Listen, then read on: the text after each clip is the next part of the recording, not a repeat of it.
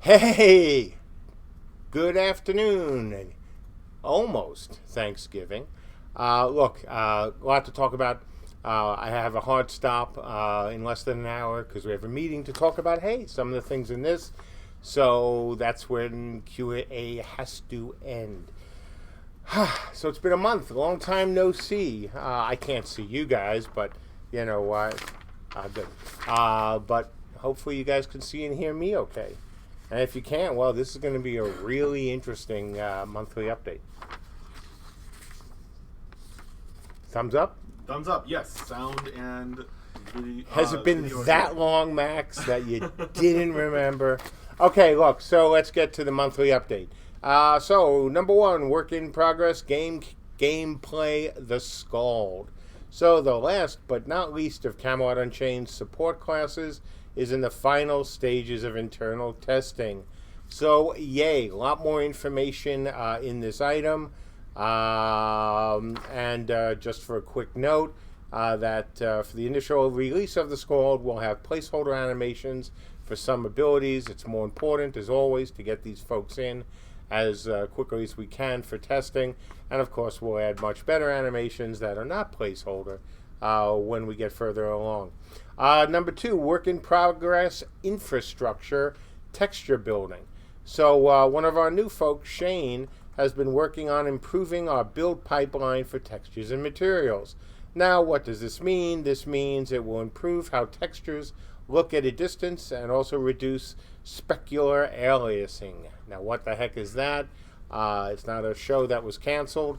Instead, it is flickering artifacts on some shiny materials. So if you've been in the game, anytime up to I forget exactly when this went in over this last month.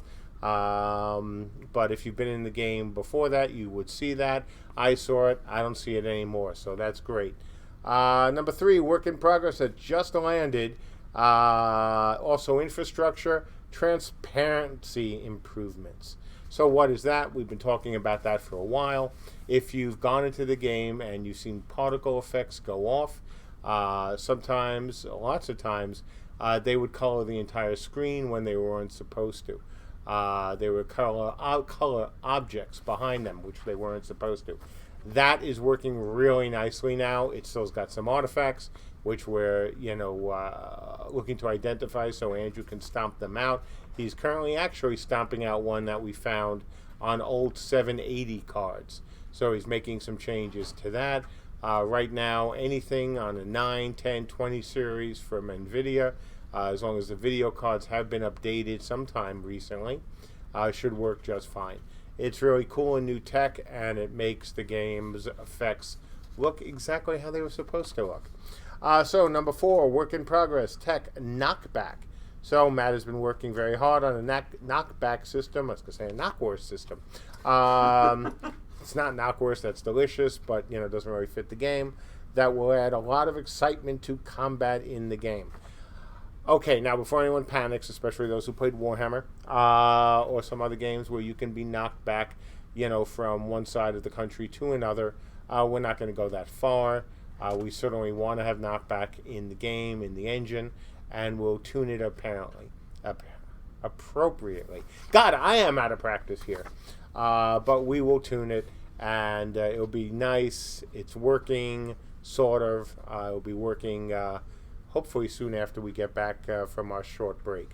Number five, another work in progress, tech ragdolling. So Mike D completed our Ragdoll 1.0 system, which we've been testing internally for a number of weeks now. Now, what's the nice thing about ragdolling? Well, for one thing, it looks really cool when used properly. And second, it cuts down on the number of animations the team needs to create, which when you look at all the races and classes and NPCs we want, kind of helpful. So you guys will also be seeing that soon. Number six, work in progress, tech overmind. So I've talked about this a little bit before. There's a big piece in the newsletter that I wrote about it. Essentially, overmind is the brain that controls everything. that we would probably want to do in terms of how we use NPCs, how we want to use veil storms, how we want to do some really interesting stuff in the game. And like I said, there's a big article about it, but hey, it's nice that we're, working on tech that essentially does what Skynet does. I mean, what could go wrong? Number 7, work in progress, tech NPC behaviors. So over a short period of time, NPCs have gone through a great number of improvements. This is a really long piece here. I'll just simply say, oh my God, they're not as dumb as rocks anymore. It is so much nicer. We have so many more behaviors. They're actually useful. They're actually doing things that we need them to do, not just run at the nearest wall and bang their head like a 3-year-old boy on it. They are coming along very nicely, and a lot more cool stuff coming. Number 8, tech, another work in progress, nav mesh. So this is an ongoing, project for us. We tested it. Last time I spoke to you, we were about to test it on the home islands, as expected. All the different kind of buildings we have there, and the different kinds of positioning of things that we have there with our system, of course, caused the nav mesh to go no mas. And so the engineers on it, Lee, now with an assist from Mike D, have been tracking down all those things, improving its performance, and so we're getting really close to having a fully functional 3D nav mesh. So that's really cool, and we hope to be showing you that in the new scenario. Number 10, work in progress. Sorry, number 9, work in progress, Linuxification. Oh my God, we're finally almost at an end. When we get back from break, we will be checking in to master a whole bunch of things that we've done with Linuxification. George is already done with his bit of Linuxification, at least for now, and we hope forever. So he's getting to work on other things. Andrew's finishing up his bit. Other engineers are finishing up their bits. And when it's done, the beauty is, once everything is working the way it should be working, once we've completed the move, we don't have to worry about doing a lot more with it. So I get the engineers back, and can do more gameplay kind of stuff. And in Andrew and George's case, make the world look a lot better. So number 10, work in progress, design, new scenario. So Ben has been working on that, working with the new tech, working with pathfinding, working with Overmind, and the pieces are coming together nicely. But they're still not there. They will be there, we hope, soon after break. Number 11, work in progress, tech and art, the Sky Bowl and the Sky Dome. So this is one of my asks. This is something that I've been a big fan of ever since I played what I consider one of the best RPGs of all time, BioWare's Knights of the Old Republic. They had a great backdrop, system where you really felt, especially for the time, that you were in a much bigger world than you were in. This is something I tried to do, I have the guys do with Warhammer. This is something I want to do and is super important for us to do here. So Michelle and George have been, talking and passing designs back and forth, concept art back and forth for what we're going to do. Andrew's jumping in and lending a hand as well. The goal is to have something that really looks amazing for the sky and, for the backdrop, to make you really feel you're in this, in this world. What we've done with the moon so far and the sky is okay. We're going to do a lot better. And the fact that, yay, we're getting George time, thanks to him being able to let go of Linuxification and getting some Andrew time. Good signs for everything else that we're going to be doing, over the next, over the remainder of the year at this point. Number 12, chest piece and full medium armor male Arthurian development. Okay, that could have been worded a little better. So what that is new Arthurian male medium chest piece has gone through high poly sculpt pass and with it various other new pieces. Okay, number 13, medium armor Arthurian glove. So gloves, well, glove, should be gloves. A closer look at one of the pieces fully textured. Medium armor, TDD, male helm plus art. New TDD, medium armor, sculpted and textured. It was inspired by the Dark Fool's bone reed pipe with updated concept art. Number 15, medium armor, Arthurian boots. Material quality. So, once again, more stuff. And number 16, more stuff. Hat. Number 17. Sorry, I'm trying to get through this quickly so I can have more time for Q&A. Number 17, 3 new CU world materials. Snowy transition. So yeah, as we're building out the new area, the new scenario, we need some new textures. And hey, snow is a good thing because we want to get weather after that. Number 18, Death Priestess's textured model. Yeah, you never know. You're running around a dark alley somewhere in the depths, and, one woman comes out of, somewhere and offers you something. However, I don't think you're going to like what you're offered. So it should be a lot of fun. Number 19, concept art, the Veilstorm Skies. So Michelle's got either 4 or 5 pieces that will be in the update in the newsletter showing off some of the concepts for the Veilstorm, the sky, even using some CU built buildings as to what it can look like when we get to the next stage, this stage of CU's development. Number 20, concept art, snow monsters. So I was reading CNN online a few months ago, and there was a piece on this, ski resort in Japan in the Yamagata,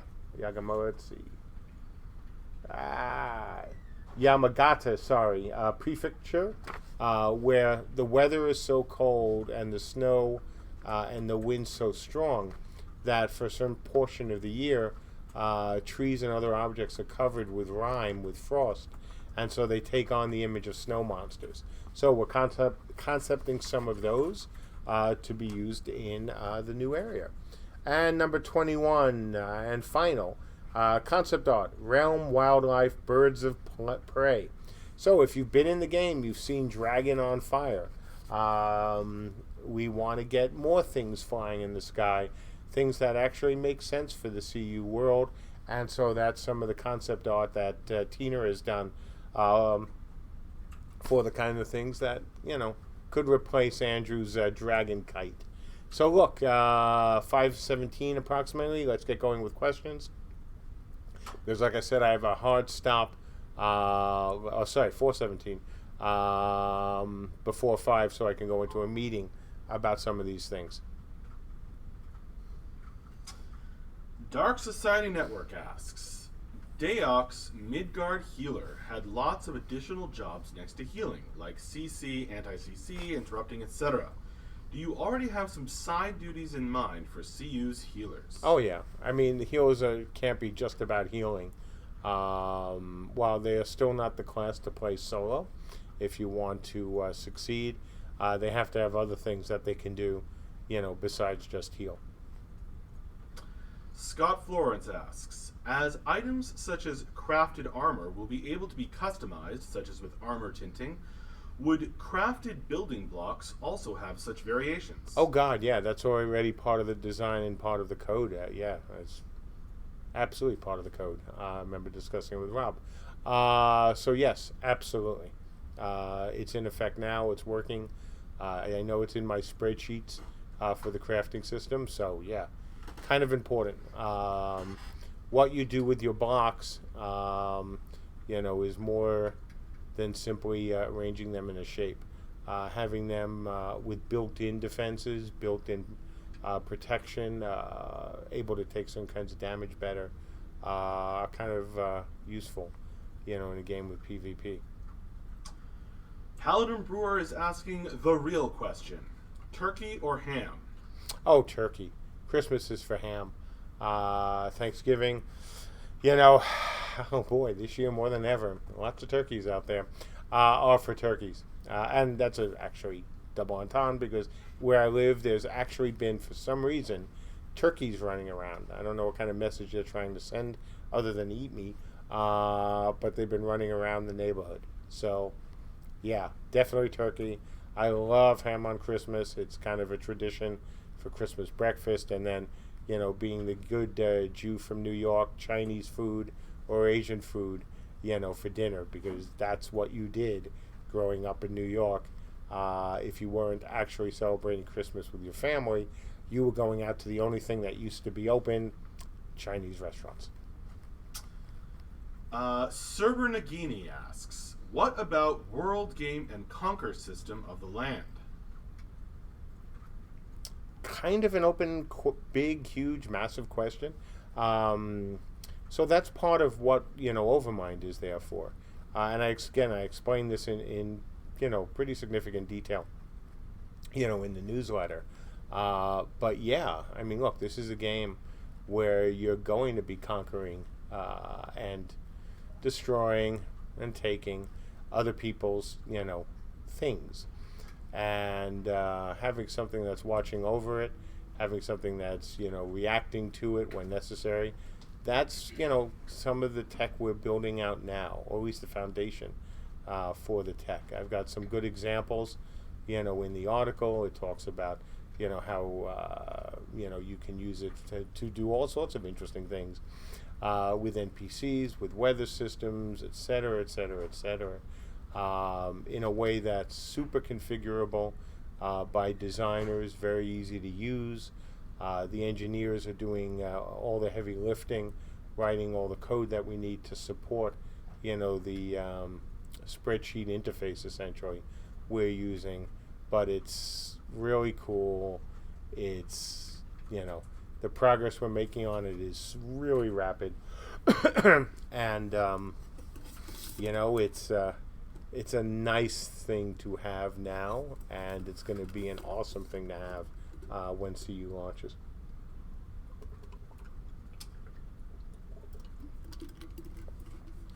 Orito asks, how about dynamic weather, like a non-traditionally snowy area getting snow?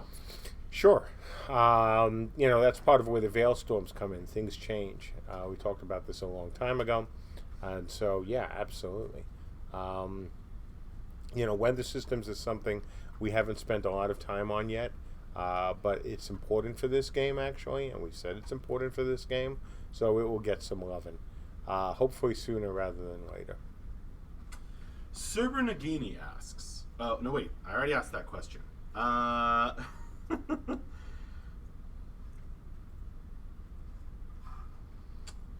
Bobo Deok asks, earlier you mentioned we might not like what the Death Priestess, I think, would give us. Could you give us more details? Yeah, real pain in whatever place she hits you with. So, one of the things that, we've been doing is concepting out a bunch of NPCs, kinds of things that you could see in the depths, kinds of things you could see elsewhere. And we expect them to be, interesting for players. We've said so many times before that the depths are supposed to be full of things. It's not a question of just fighting other players in the depths. The depths has its own defenders. And, the stuff we're doing with behaviors that I called out in the update, the stuff we're doing with Overmind, is all, part of that. It's all stuff we're going to need. We need NPCs that are smart enough to know where to go, who to kill, what objectives are important to them. Do they want to, kill players? Do they want to go in the case of, NPCs that would be guarding a keep to protect the keep? What should they be doing? And so, that's one of those things that, frankly, is a giant rabbit hole that you can go down and down forever. But it is one that's a really important one, and it's one that we really need if we want to make this game everything it can be. It's not a matter of having NPCs, for leveling or NPCs for quests. It's a matter of having NPCs to do exactly what you need them to do, which is to really mess with people in the depths and also to guard and at times attack things within the world. So, really good progress. It's so much fun to work on this stuff. I mean, uh, gameplay versus Linuxification is, a real good contrast of what both are needed, but one is a lot more fun. One is a lot more interesting, and so, seeing what we're doing with NPCs, seeing with what we're doing with Overmind, it all makes me very happy. It really feels like, again, game making versus tech making. And tech making is important, don't get me wrong. Linuxification is a hugely necessary thing. We've been warning about it, for a while. We had to do it. The fact is, we're doing it now. And in many ways, I can tell you, I wish we didn't have to. But we have to. And it's a smart thing to do. And we'll have more time to test it. And it will just save us time. And that's, it's hard not to understand that, to believe it when I say this. But the stuff we're doing now is absolutely going to save time during the rest of beta. It will. It will be a huge time saving. Because as much extra time as we're spending now, just deduct the exact same amount, if not more, from the time we would have had to spend on it in beta 2 and beyond. And it sucks, but it's worth it. It's so worth it. Dark Society Network asks, could you summarize the planned interactions with your realm's king, progression quests, and especially plot assignment? Sure. So the king is there to do a number of things. First and most obviously, he is there to hand out rewards. So, part of the 24-hour thing that, that I've talked about is that the king, will be giving players stuff. Always hopefully giving players stuff. Don't want to tax if possible. But the idea is the king will be handing out things. Now, what things will he be handing out? Could be handing out, obviously, gold, handing out materials to crafters, handing out titles, additional land. The way you progress through this is really simple. It's just by playing the game. So, if you're a combatant, the more enemies you kill, the more, places you've helped sack, the more things you've donated that you've captured. This all helps your standing. And then the standing, both on a daily basis and on a yearly basis, will determine what you get. And like I said, it's everything from, hey, well done, here's a sack of gold, to, hey, well done, here's a truckload of gold, and title to some additional land, title to build higher. As we've talked about from the beginning, we're going to certainly have a cap on the size of buildings you can build, both physically, because people would, of course, try to build, we all know what the first thing that people try to build in a system, like ours is. So you won't be able to do that, not at scale, not at the scale that a lot of players would like. But you will be able to build bigger, whereas the king gives you things. On the other hand, if your realm isn't doing well, there won't be as much for the king to give you. But the king is also there as a stopgap for the realms that are over, or under, populated, as a protection from the overpopulated ones. So, if your realm is outnumbered 3-1 or 4-1, let me guess, man with no screen name? Tim. Oh, of course. I can't wait to erect a castle. Yeah, of course, yeah. Thanks, Tim. Shocking that it came from Tim. Of all the quiet, unassuming, genteel people in the studio, Tim's not among them. But those are the things that, the king will do, and obviously more. But again, he's there to reward you when you've done well, and to help the realm as well when things are going a little bit, tougher. Again, if you're outnumbered 5-1, you guys haven't been able to gather material for, say, your crafters. If you folks have been doing the right thing and filling up the king's coffers with donations, he'll have some stuff to give out to the crafters, as well as things that he'll essentially, magically, gather himself, that can be distributed to the realms, especially the crafters when things are going south. Bughole asks, I play casually. Must I join a guild and do everything in order to feel I accomplished something, or how much can I solo and still be relevant? So, first, it depends on what your class is. If you're saying, can I be a solo healer who roams the countryside looking for people to heal, that would be harder. Then, playing with friends or a guild would certainly be easier. On the other hand, if you're the lone wolf who wants to go and do stuff, just don't try taking a castle by yourself. That won't end well. But in between, you won't need to join a guild. We've said that from the beginning. We love guilds. We're doing things to support guilds and social systems. But the idea should not be that everyone has to join a guild to succeed. That's not fair to both antisocial people, but also to people who just can't find the right guild. So are things easier? Some things easier with a guild? Sure, just like they are in every other MMO that ever had a guild. But is it necessary? No, we certainly don't want it to be. Scott Florence asks, how much in the way of aesthetic-based BPOs do you expect there to be for launch, such as potted plants, tapestries, ornaments, and such? Oh, when you said BPR, I was thinking you were saying bind on pickup, right?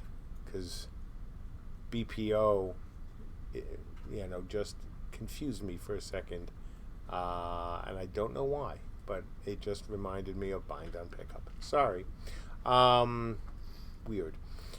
So that really depends. I want to say a lot.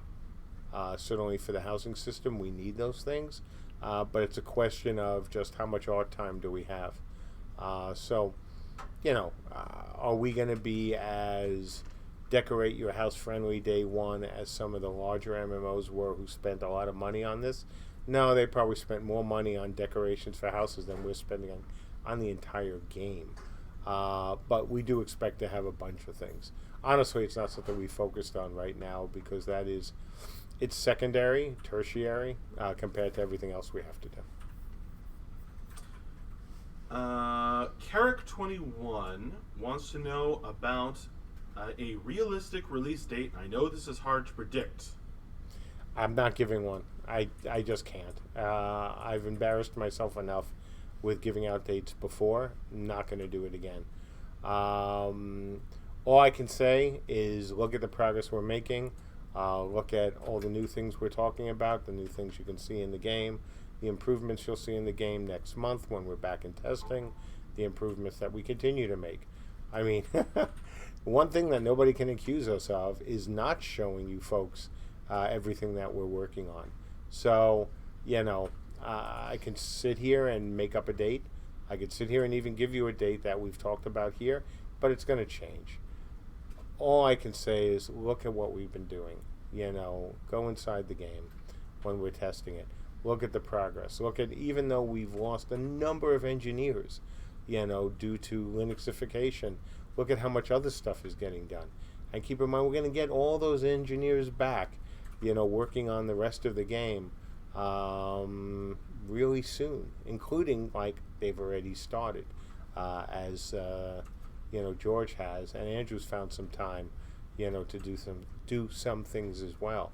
So I know it's hard to be patient. It's super hard, and I get it. And it's not that you're not being patient. It's just I know everyone wants to date, including me and the investors. But look at what we're doing.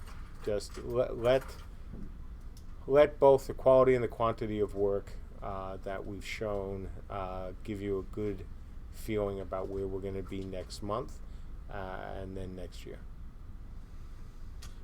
Lots of people want to know when the next playtest will be. When we get back, I have to see. We are hopefully checking in the Linuxification branch.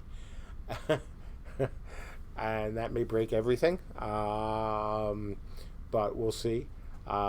We want to be testing on that as soon as possible. So that will probably be the next major test, of Unchained. Obviously, we're running Hatchery, but we'll see. It's once we can get all the Linuxification done, then we'll be back and fully operational. That's the key. We got to get that stuff in. We got to get it, checked and vetted by you folks, and then the engineers could go back to their day jobs, which I cannot tell you how how much I'm waiting for that, especially from George and Andrew. The stuff that they're working or will be working on in terms of making the game look better, in terms of the particle, the AOIT stuff that we just checked in. So important. We've said from the beginning we weren't going to be the prettiest MMO, but I was playing the latest build on my 4K monitor, and we're looking pretty good. And we're going to get even better. And that's why I just can't wait to get some of those guys back. And then when we get some of the other folks as well, they'll be put on things that will also enhance the game, as opposed to just saving us 30% from our hosting costs. And that's a big deal. That's such a big deal for this game. Any other game we'd want to make on this engine. The Windows add-on is high. That 30% really hurts. Swipper on the YouTube chat asks, can you give us a time frame on the new scenario? So the biggest holdup right now is still the nav mesh. We're making progress on it in today's Scrum meeting. We think Mike D said he knocked out, 2 major bugs, with the 3D nav mesh. So, we're getting there. Once that's done, and once it doesn't, again, cry for its mom, when it's shown the home islands, then we'll know we're almost there. And that's the big technical hurdle.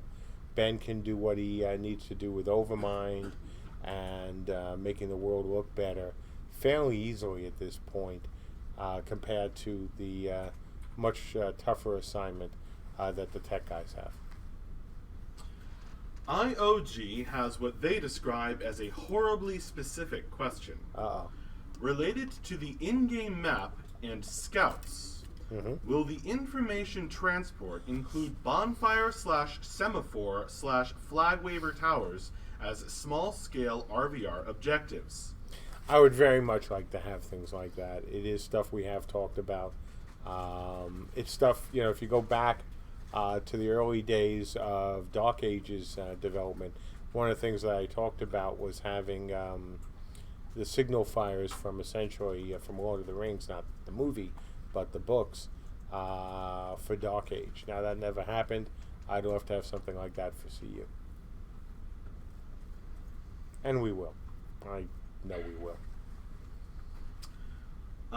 G. Willikert has kind of a classic question. How will you be working to balance realms? Overtime. So, balance in a game like this is a myth. And it doesn't matter whether you're making an RVR game like ours, or you are making Dark Age of Camelot, or Warhammer, or WoW.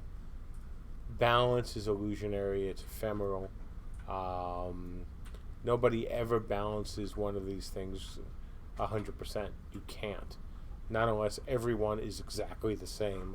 And even then, you've got all sorts of issues because of how people actually play the game with each other to show that, hey, this was fine until I paired with those two guys.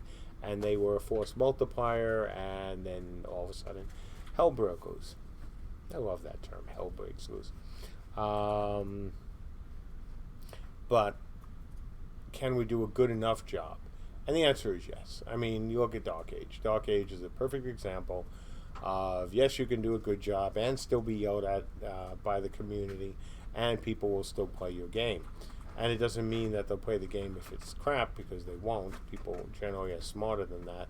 But it does mean that even though things are at times broken, if the game experience is fun, and the developers actually give a damn, then you're more likely to stick around. And that's what we're going for. We know, I can guarantee you 100%, there'll be things that will be absolutely unbalanced in our game. We know that. No matter how much we try prior to launch, there's going to be something. So, now, do we want it to be a lot? No, of course not. Do we want it to be something super major that we ignored? No, that would be bad. But there'll be things that, we didn't realize this. Or, like I said, all of a sudden you had 3 flame wardens combining, and oh my god, yeah, that was not expected. So it's one of those situations where you work as hard as you can to get the game as balanced as you can, and then you deal with the aftermath of launching and changes and all the things that will go wrong in any single game. And I don't care who you are, and I don't care who is funding you, and I don't care how big the project or how small the project at times. These kind of games are never 100% balanced. Never have been. And frankly, as long as humans do it, never will be. Just too many things. Elfo777 asks, how important is the air system for you guys? Will it be important for mages to combo their spells with different combinations? I still believe in that 100%. Nothing has changed. I think that's one of the things that will be very cool for this game. I think we need it. I think it... is there any chance that we could cut this feature? Sure. Like almost any feature. But is it something I even have remotely on my mental list to cut? No. Air is cool. Air will be fun. Air will be emergent. And it will differentiate us from the other games out there. So, yeah, I want air to stick.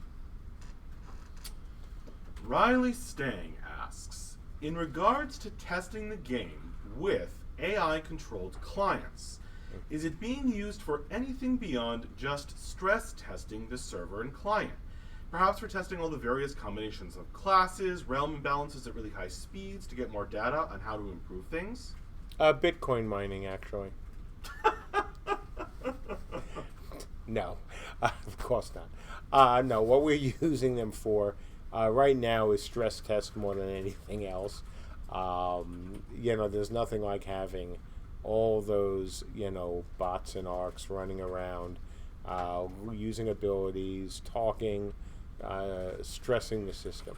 Will it be used down the road for other things? Oh, yeah, absolutely. I mean, look at the Cherry Keep, where we have, the 1200 or somewhere around there, NPCs firing off missiles and trebuchets and magic mortars and arrows and anything else we want to throw at you.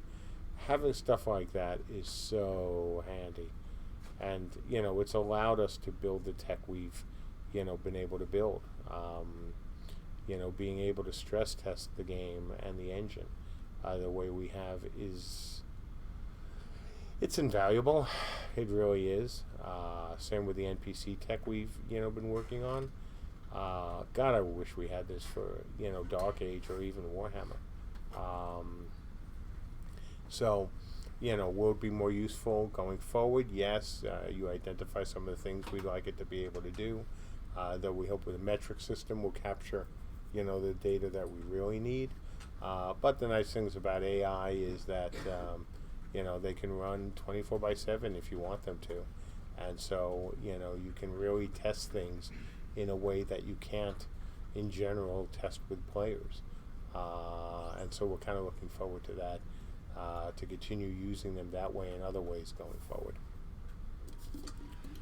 Dark Society Network asks, how will castle repairs work, and could some cheesy drive-by attacking ensue where groups throw a few boulders at as many structures as they can to annoy or cause costs to the maximum number of players. Oh God! So yes, on the latter, will people do things to be annoying? It's an MMO with RVR, as its not only base, not only foundation below the base, but it's this game is all about the RVR. I expect people to be annoying as hell.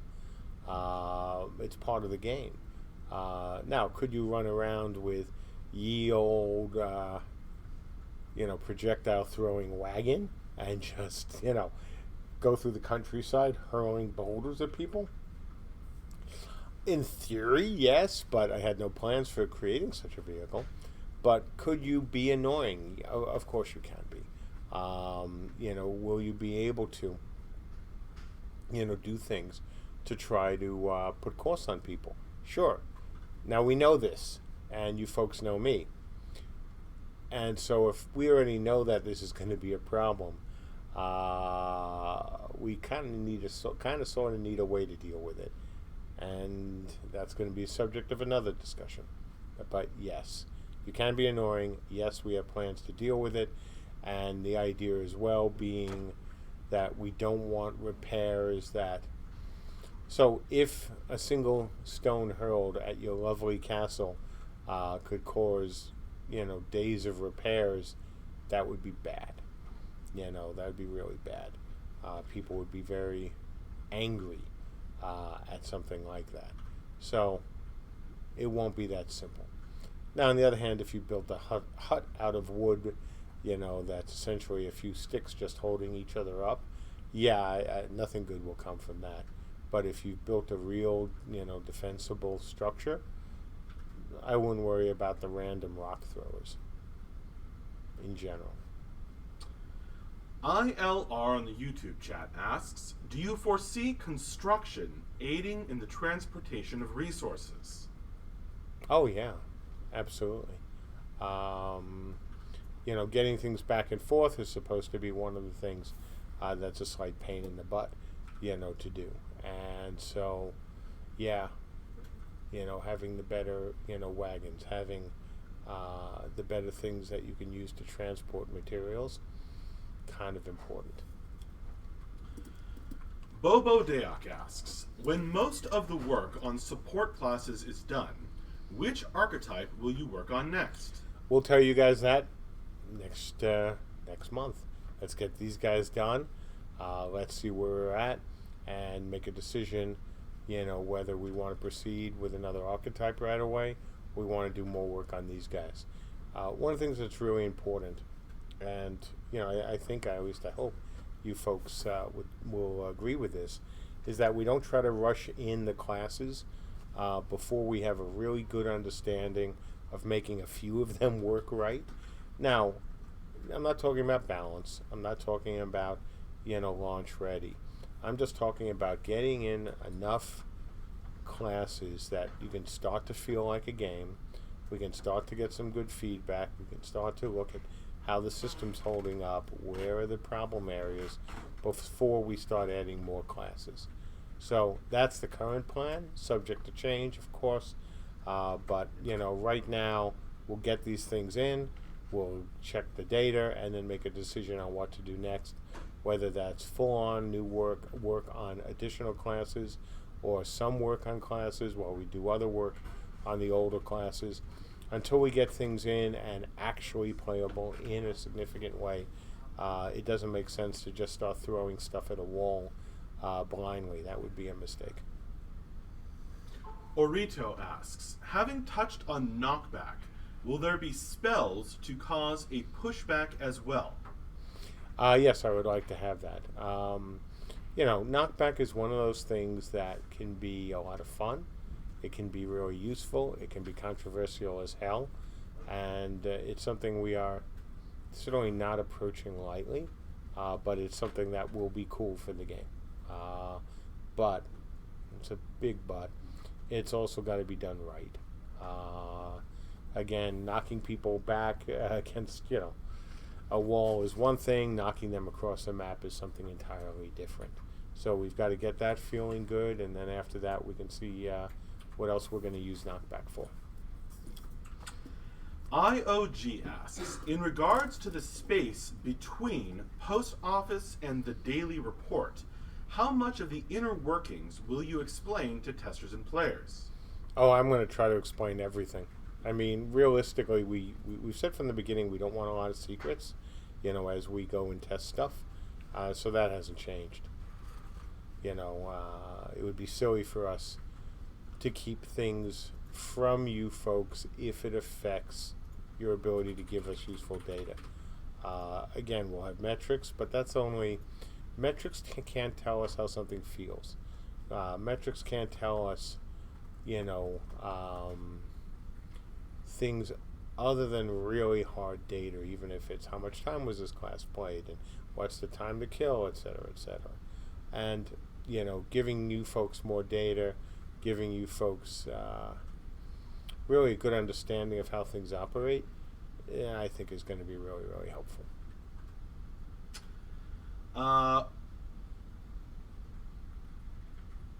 Jet V1 asks, would you consider a Mordred-style server, guild versus guild, rather than realm versus realm? Oh, hell yes. Look, I love the Dreads. Happy to open up another one, if people, want it. It's really up to you all. As the game progresses, as, we get more and more people, we hope, playing this, you guys tell me what you want. It isn't like I don't like specialized servers, and so if we have enough demand for it, we'd be very interested in it.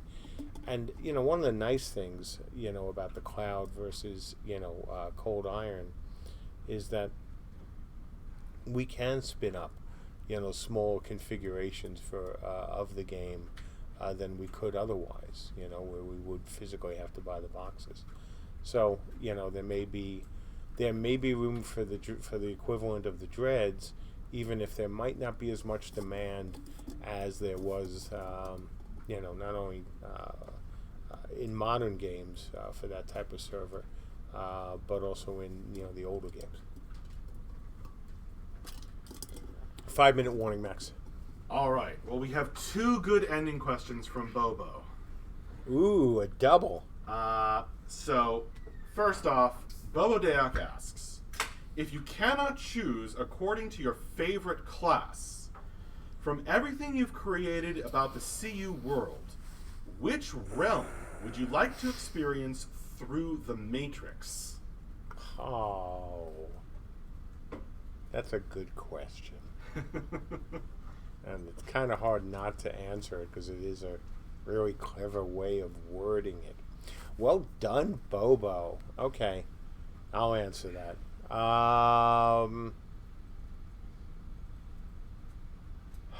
It's not actually an easy answer because I actually like very much all 3 realms.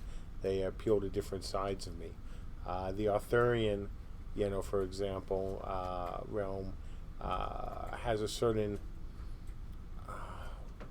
sense of honor that's very different from the TDD and the Vikings. The Arthurian legends themselves have also been very close to the heart.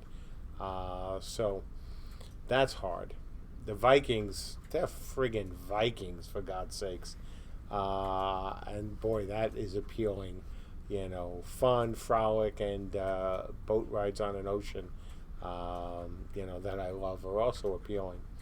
And then you've got the TDD, which just have some crazy, quite crazy classes and races and other things.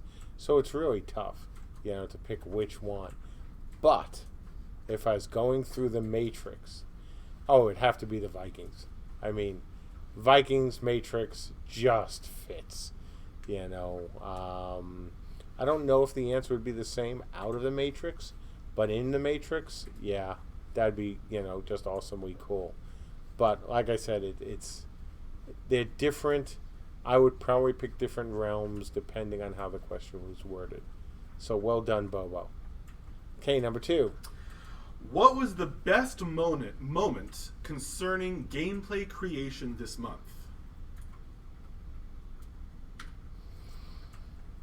gameplay creation.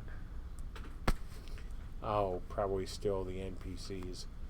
So, look, and it doesn't matter whether you're playing Dark Age, whether you're playing, Warhammer, whether you're playing WoW, when it comes to MMOs, or you're playing standalone games, and even great standalone games.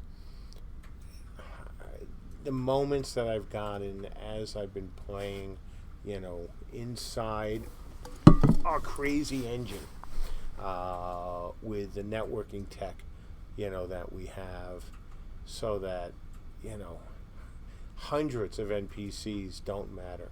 It just doesn't. You have to get to the thousands, before, it starts actually impacting the server. Literally, and I've said this to other folks we've spoken to over the many months, 1,000 NPCs or 1,000 players, you're looking around those kind of numbers for the engine to start going, hey, I'm awake now. The lower numbers, and these are numbers that would obviously stress other games' ability to deliver. Our game just doesn't even stress over it. And so, as we've been running these NPC tests and actually scale NPC tests, seeing 1,000 or 2,000 things coming over, a hill and running right at you, and, the engine not, collapsing, and my frame rate still being higher than on 30 or better on my 4K monitor. Gosh, that feels good. That feels amazing. It feels different, and unlike other games where you're gonna, have to immediately run, you don't have to run in this. You'll die, but it's not like, oh, I got to get away from that horde because, gee, I'll lock up and I won't be able to play, and they will kill me. Well, they'll kill you, but the engine will hold up, and so that's given me a lot of joy, this month and the last few months, as well as we've been testing out things like the nav mesh and testing out Overmind and testing out, the ability to just have a colossal number, of NPCs out there doing their thing. And so, yeah, happy, joy. That has been so much fun. And it doesn't matter what class you're playing, it doesn't matter what race you're playing. It's just seeing something that I've always wanted to see. This goes back to, the old days. Whether it was, wow, get 100 people in a room in a mud for the first time, or now thousands of people, of NPCs, or ARCs, it doesn't matter, and players in the same space, and the engine handling it, and going higher even, is even better. And seeing that we can do this without tricks, we can do this without streaming, we can do this all on the server, is just amazing. And I know it's hard, for some folks to appreciate that, the difficulty of that, because, if you're not engineers, it can be hard to. And even if you're game players, it can be hard to. And sometimes even engineers, who are both, who are MMO players, still don't believe that we can do what we can do. And so, that's been fun for me. That's been a lot of fun for me. So, great double question. Thank you, Bobo. Thank you very, very much. So, folks, since I am almost out of time, I want to say, as always, thank you for your support. Thank you for your patience. We've got, as you can hear, some cool stuff that we're finishing off, cool stuff in the pipeline. And I can say without any fear of contradiction that next year, as these pieces come into, playing,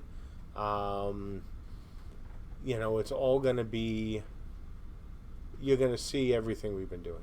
You're going to see exactly what we've been working on. You're going to be seeing how things fit together. And it should be a really interesting, early next year. Thankfully, when we can get done doing so many of the things we're getting done now. So again, we thank you for your patience. We can never thank you enough for that. We thank you for your support. For those who celebrate Thanksgiving, have a wonderful Turkey Day. If you don't celebrate Thanksgiving, hopefully you'll spend time with your family and friends. And we'll see you in December. The studio will be closed on Thursday, and we will also be closed on Friday. We will be back, early on Monday to get stuff done because we've got a lot to do, before the end of the year. Thank you again, and see you in December. See you later.